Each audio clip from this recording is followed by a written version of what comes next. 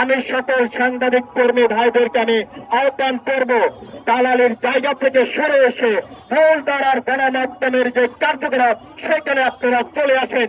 দেখবেন এই দেশে আইন শৃঙ্খলা রক্ষাকারী বাহিনী থেকে শুরু করে যত রাজনৈতিক অঙ্গ সংগঠন আছে সবাই দেখবেন তীর মতন সোজা হয়ে যাবে।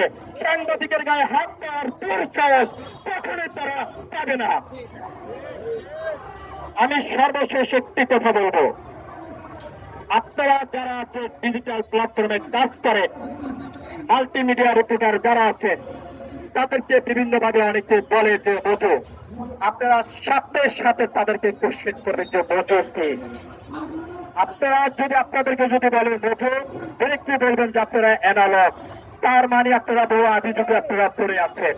সে জায়গা থেকে সরে আসতে হবে এবং এই দেশের স্বার্থের জন্য নয়, আগে সাংবাদিকের স্বার্থের জন্য কাজ করতে হবে। সেই স্বার্থ হবে কোন সাংবাদিকের উপরে যদি কোনো ধরনের হামলা হয় সেটা খুব দ্রুত সময়ের ভিতরে বিচারের কার্যক্রম শেষ করতে হবে।